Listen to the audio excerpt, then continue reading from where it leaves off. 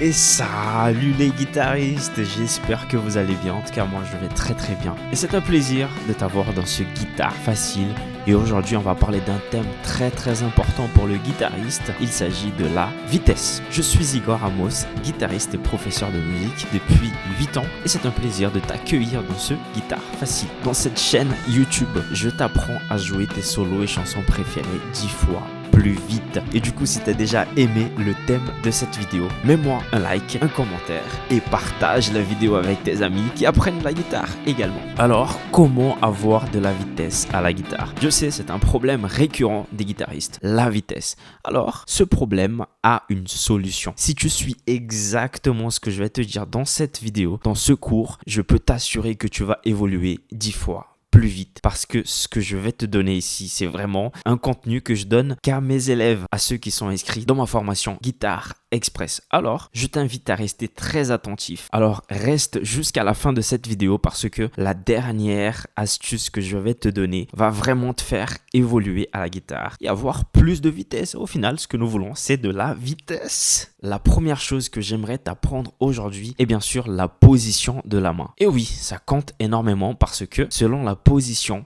que tu as au niveau du manche va déterminer si tu auras de la vitesse ou pas. La position va soit libérer tes doigts, soit bloquer tes doigts. Et au final, on a de la vitesse avec nos doigts. Je vais tourner un peu la guitare pour que tu puisses voir un peu de cet angle. Je vais placer mon pouce derrière le manche. Mon pouce ne viendra pas ici. Je vois beaucoup de guitaristes qui débutent et qui ont leur pouce ici. Alors la première chose, c'est d'enlever ce pouce, de le mettre un peu plus bas. Alors si le pouce est là, je descends un peu plus et j'arrive plutôt vers le milieu. Vous voyez, il y a une ligne, vous pouvez le mettre au niveau de cette ligne. Une fois que mon pouce est bien placé derrière, à ce moment-là, je vais créer un espace en bas. Mon pouce est bien placé, hop, je crée un espace en bas. Vous voyez, il y a un espace. Et ensuite, il faut positionner les doigts. Je vais utiliser ici pour te montrer un peu comment avoir de la vitesse à la guitare.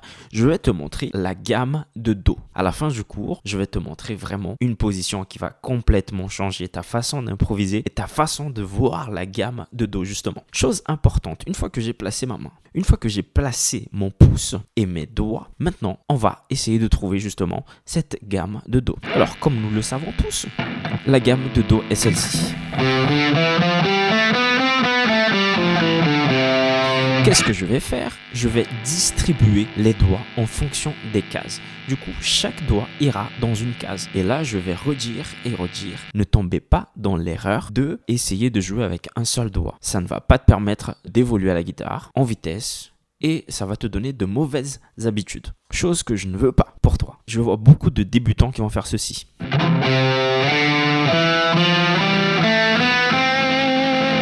Ou alors, ceci.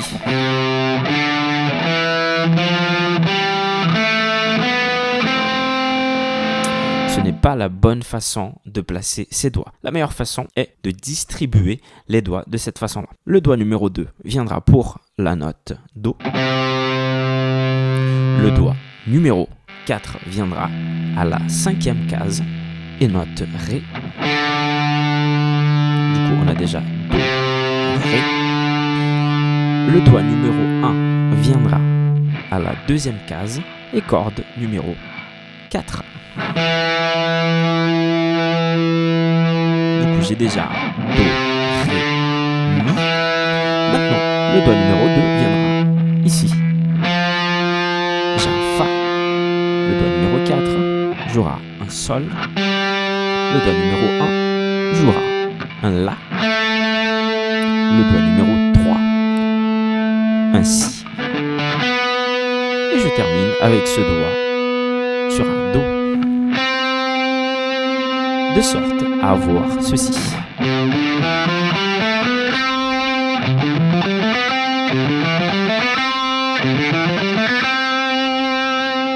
Là, j'ai pas mis de vitesse, mais rien qu'avec cette posture, ça change complètement la façon de jouer.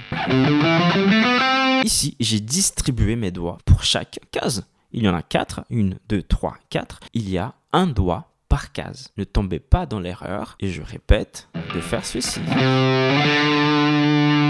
faites plutôt ceci.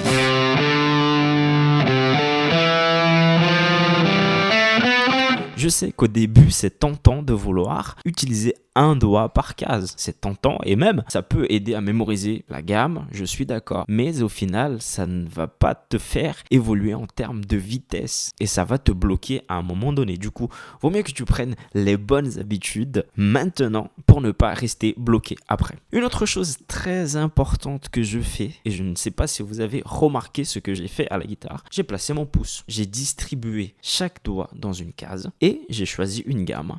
Et maintenant, une chose très importante à retenir, lorsque vous serez en train d'exécuter la gamme de Do ou peu importe la gamme et que vous allez sur la note suivante, vous allez garder le doigt précédent. Comment ça, Igor? Je vais vous montrer dans la pratique. Si vous avez un Do ici et que vous allez ensuite jouer un Ré,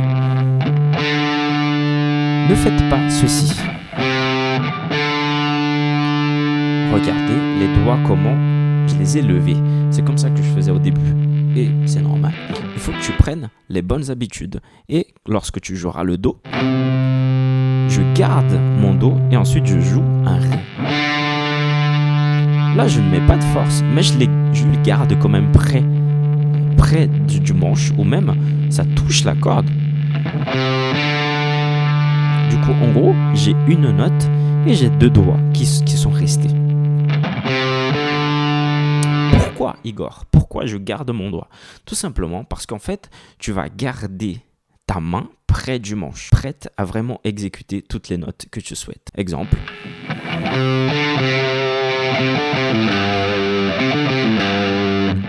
Regardez comme je bouge très peu. Ok? Pour ces deux doigts, c'est très important, mais pour la suite, c'est extrêmement important. Regardez.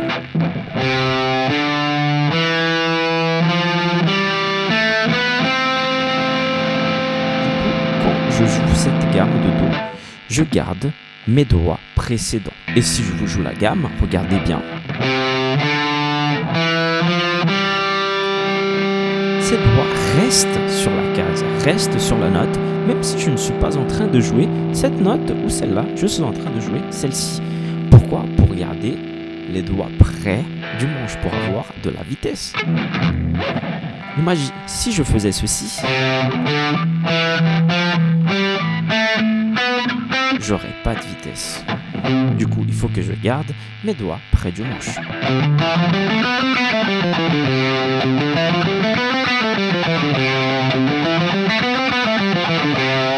Ok?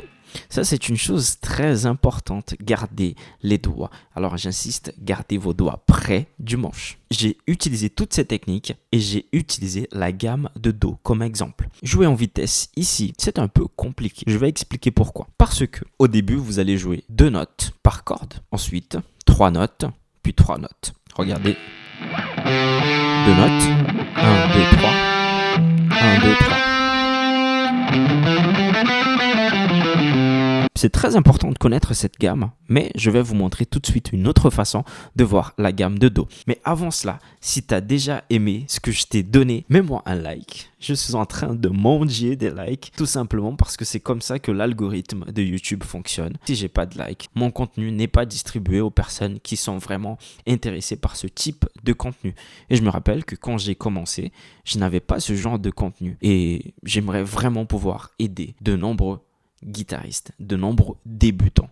Alors, aide-moi dans ce projet et partage la vidéo, commente, mets un like. Si tu ne veux pas partager, mets un like, un commentaire et dis-moi ce que tu en penses. Et si tu as des questions, alors si tu as des questions, j'aimerais te répondre, mets-moi dans les commentaires. Je sais qu'il y a beaucoup de guitaristes, de professeurs qui vont vous apprendre de la façon suivante. Ils vont vous dire, alors, vous commencez, pour avoir de la vitesse, il faut une gamme chromatique.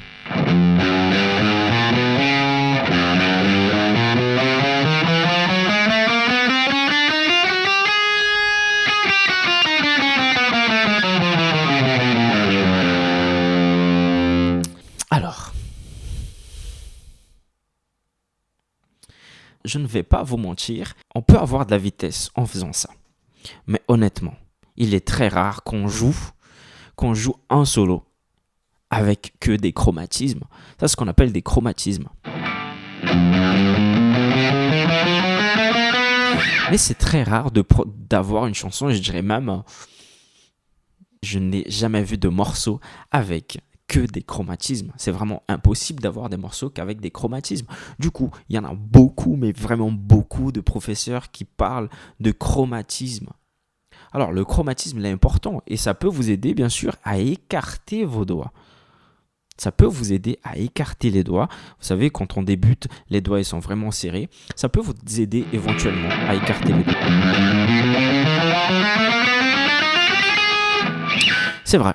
Mais ici, on parle de vitesse et je veux que tu évolues 10 fois plus vite. Alors, je vais te montrer autre chose. Alors, cet exercice n'est pas efficace. Il n'est pas efficace pour la vitesse parce que tu vas apprendre une forme et puis après, quand tu seras devant la gamme de Do ou devant une autre gamme, ça va être un peu compliqué pour toi d'adapter à nouveau tes doigts à cette nouvelle façon de jouer parce que c'est complètement différent. C'est une autre façon de jouer. Bien sûr, tu vas profiter de ce que tu as fait, mais tu vas perdre du temps à faire des exercices qui ne vont pas te permettre d'appliquer directement sur un morceau, sur une backing track. Et l'avant-dernière information importante à savoir sur la vitesse à la guitare, c'est de jouer avec un métronome. Je sais qu'il y en a beaucoup qui n'ont pas, je sais qu'il y en a beaucoup qui ne jouent pas encore avec le métronome, mais je suis là pour vous encourager à jouer avec le métronome. Le métronome, c'est un outil qui va vous permettre d'analyser votre évolution. Est-ce que je suis en train d'évoluer vraiment? Tu sais, quand on débute, on se pose souvent la question, est-ce que je suis en train d'évoluer? Est-ce que vraiment j'évolue à la guitare? Et je peux te garantir que le métronome est un outil qui va te dire directement si tu évolues ou pas. Alors, l'objectif, c'est de prendre le métronome. Là, par exemple, j'ai un métronome qui tape à cette vitesse-là.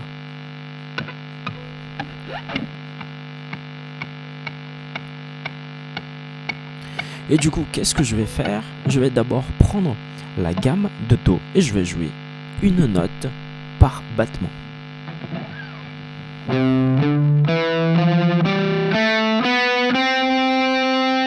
Et je reviens.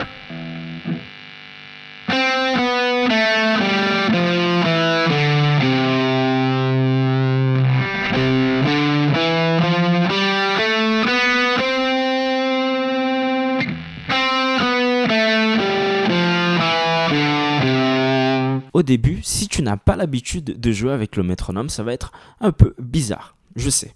Mais tu devras commencer le métronome. Tu devras vraiment commencer à t'entraîner avec le métronome parce que tu vas évoluer énormément. Je peux te garantir, quand j'ai connu le métronome, je me disais mais pourquoi je n'ai pas eu cette information avant? Pourquoi on ne m'a pas dit de m'entraîner avec le métronome?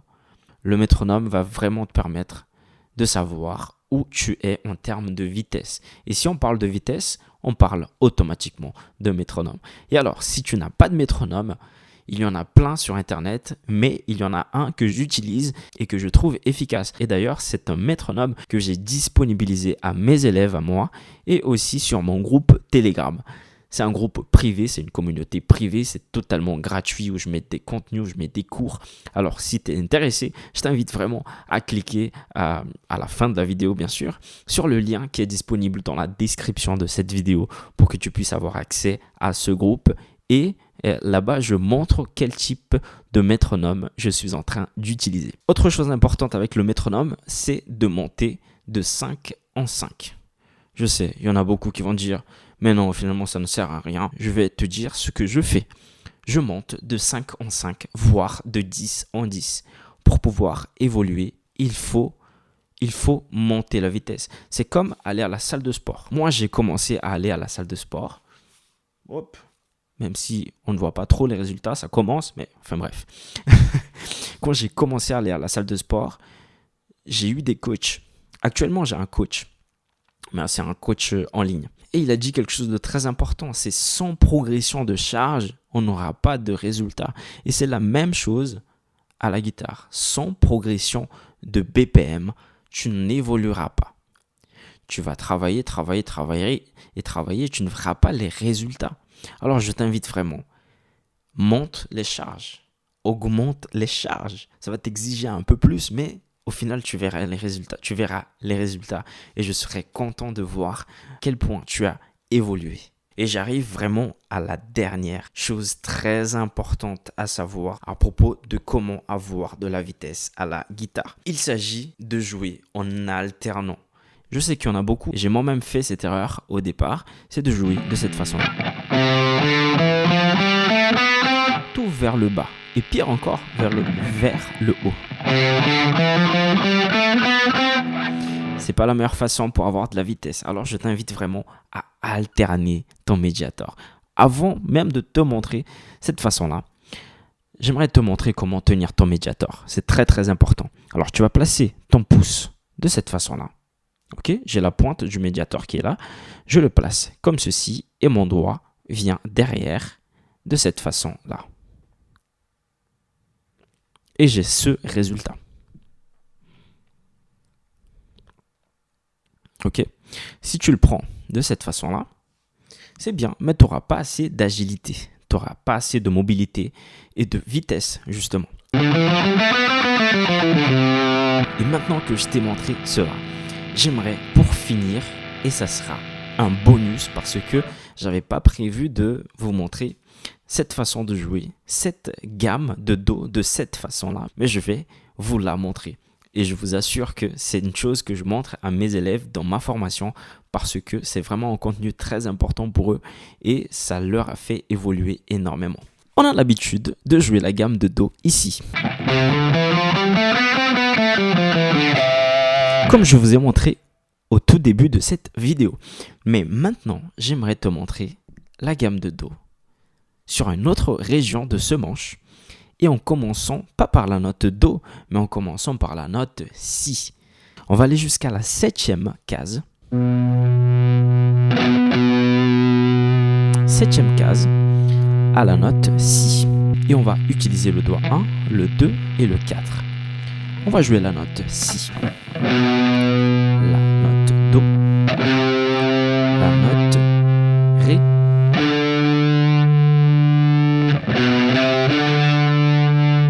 Ensuite, je monte, case corde suivante et je fais le même dessin. Et ici toujours en alternant. Bas, haut, bas. Bas, haut, bas. Bas, haut, bas. Haut, bas, haut. Du coup, j'ai Si, Do, Ré, Mi, Fa, Sol. Maintenant, je viens en bas et j'ai La. Cette fois-ci, je ne vais pas utiliser mon doigt numéro 2, mais mon doigt numéro 3.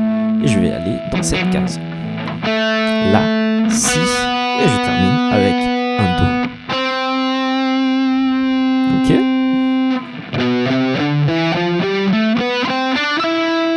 Du coup, Igor, quel est l'exercice ? Alors, l'exercice consiste à jouer. L'exercice consiste à jouer de cette façon-là. Vous allez jouer d'abord 2 fois la première ligne, 2 fois la deuxième, 2 fois la troisième. Je monte. Je monte encore. Et là, je vais monter une dernière fois sur la corde Sol.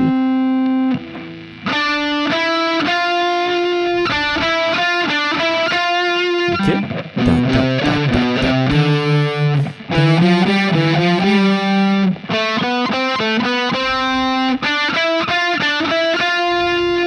Ok.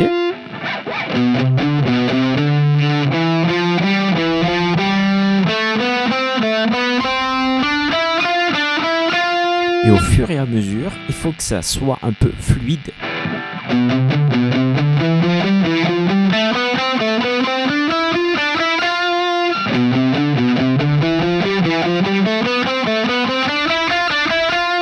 Et vous allez vous entraîner bien sûr avec le métronome.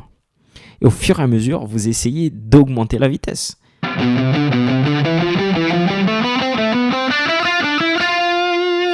Une chose importante sur le médiator, c'est que quand je joue, je ne joue pas vraiment de cette façon-là.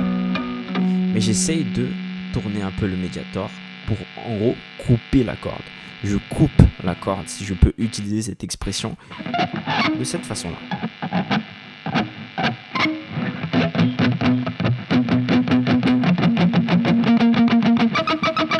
Et pourquoi couper justement la corde avec le Mediator? C'est pour gagner en vitesse. Ça, c'est une autre astuce également qu'on ne vous dit pas. Mais on tourne légèrement le Mediator, mais vraiment légèrement. On l'utilise pas droit, comme ça. Sinon, en gros, la corde va vous empêcher de passer plus vite à la corde suivante. Alors, je tourne le Mediator de façon à ce que le Mediator glisse sur la corde pour ne pas avoir cette résistance de la corde. Quand je joue de façon droite comme ça, il y a un peu de résistance de la corde, alors que quand je joue légèrement tourné, je coupe vers le bas et je coupe vers le haut, ça glisse un peu.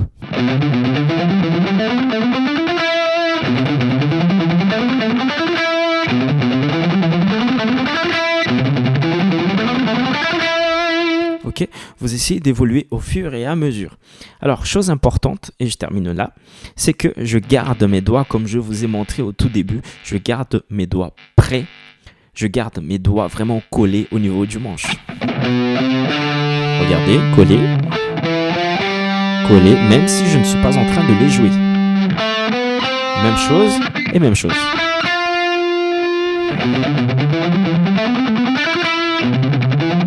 Regardez, comme ça.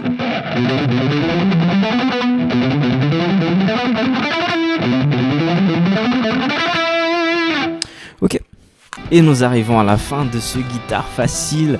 Mais avant que tu partes, j'aimerais que tu puisses liker, commenter, partager et t'inscrire si tu n'es pas encore abonné. Et me suivre sur Instagram, rejoindre le groupe Telegram pour avoir accès à mon métronome et à plein d'autres cours, des backing tracks, etc. Alors c'était un plaisir d'être avec toi, j'espère que tu as aimé. Si tu as des questions, n'hésite pas à me les poser directement dans les commentaires et je répondrai à tous les commentaires. Salut les guitaristes et à la prochaine!